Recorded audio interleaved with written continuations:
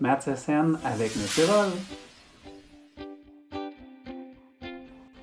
Donc, voici comment faire le graphique de la fonction rationnelle à l'aide de symétrie de points.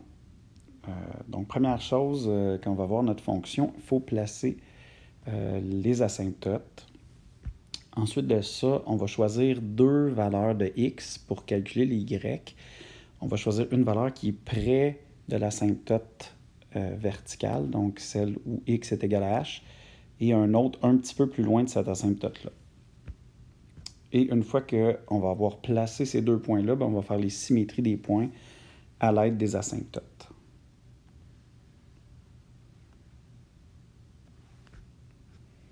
Donc, voici un exemple.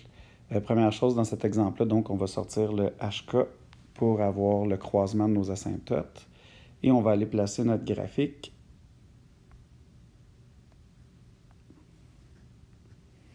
avec les deux asymptotes à la bonne place, ce qui donne ceci. Maintenant, une fois qu'on a fait ça, on va aller calculer deux points. Fait que je vais prendre 5.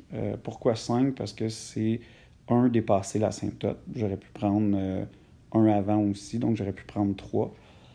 On calcule avec cette valeur-là, donc on fait en premier priorité d'opération 5 moins 4. Ça donne 1 fois 3, 3. On additionne ça ensemble, ça fait 13 tiers. Et ça donne 4,3. Ce qui fait que le premier point, c'est le point 5 et 4,3 périodiques. On place ce point-là par rapport à notre plan cartésien, donc ça fait le petit point qui est ici. Maintenant, ce qui est important, c'est que ce point-là va avoir des symétries. En fait, les symétries se font par rapport aux deux axes que je vais placer présentement. Donc, par rapport à cet axe-là et par rapport à cet axe-là, parce que la fonction est doublement symétrique.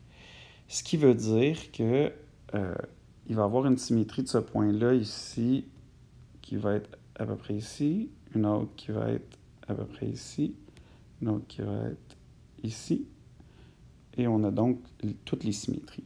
Bon, voici le truc maintenant pour placer ces symétries-là plus facilement.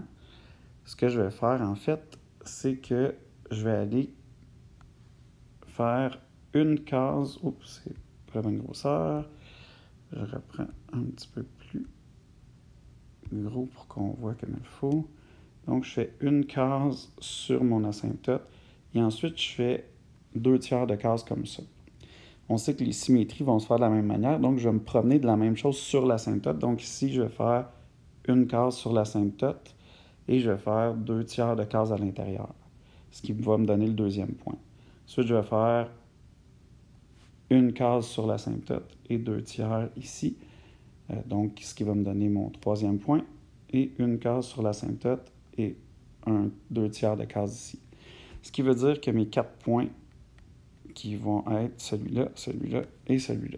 En fait, on peut le faire des deux manières, soit avec le premier, donc les axes de symétrie directement, ou la méthode en se promenant sur l'asymptote et en bougeant dans le bon, si on veut, cadran d'asymptote.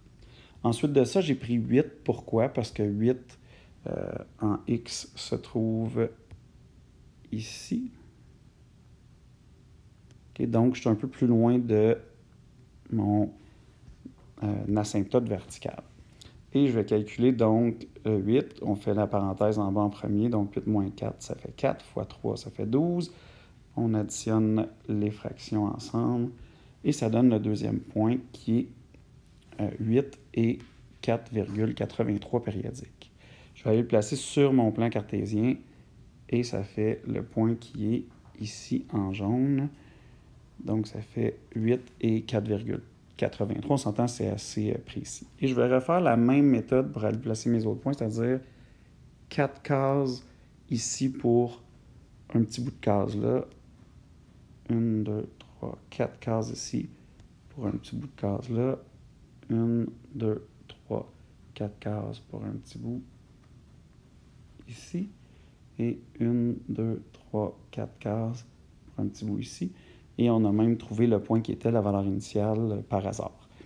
Donc, les 4 autres points vont se trouver, pas les 4 autres, mais les 3 autres points vont se trouver ici, ici et ici. Et ensuite de ça, il nous reste à tracer notre fonction. Bon, évidemment, là, je l'ai tracé avant, ça va ressembler à ceci. Et on a notre fonction rationnelle qui est complète, ce qui donne ceci, que tu puisses bien la tracer. C'est tout. Bon, j'espère que tu as compris. À toi de jouer. Ha ha ha!